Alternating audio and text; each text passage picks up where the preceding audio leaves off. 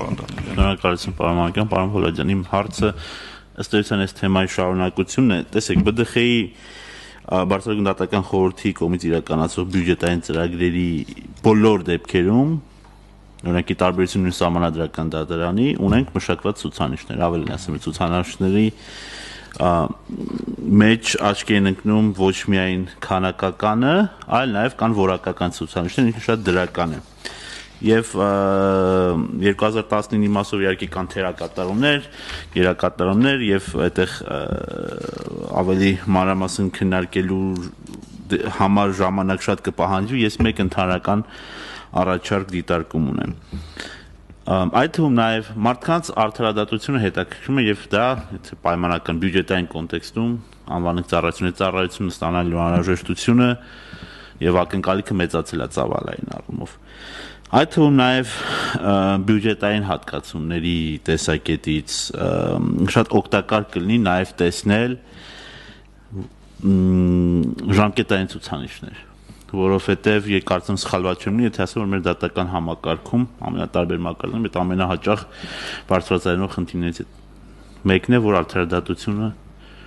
հետաձգվում է ուշ է կայանում։ Դրա համար իմ առաջարկը ընդհանրական, որ ոչ թե 19-ի հետ է կապված, այլ արդեն գալիք 2021 թվականի համար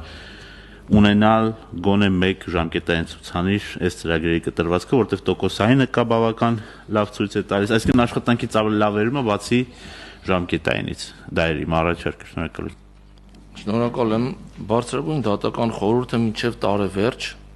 ընդունելու է ողջամիտ ժամկետներում գործերի քննության այդ միջին ուղենիշային ժամկետների վերաբերյալ իր որոշումը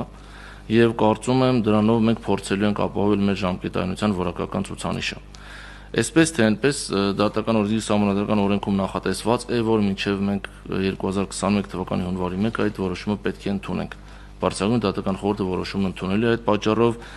կատարվել են բազմաթիվ վերլուծություններ, այսօր նախագիծը գտնվում է շրջանառության մեջ։ Եվ կարծում եմ այդ որոշման ընդունմամբ կունենանք նաև մեր ժամկետայնության ցուցանիշը։ Այո, դա համակարգի համար է նաև կարևոր, որովհետև մեզ համար էլ հաճելի չէ անընդհատ լսել գործերի քննության ձգձգումների կամ մյուսի մասին։ Մեզ համար առաջնահերթ է քաղաքացու անձի իրավունքներ եւ պետք է արվի ամեն ինչ, որպեսզի հնարավորինս ողջամիտ ժամկետներում գործերը քննվեն, ավարտվեն։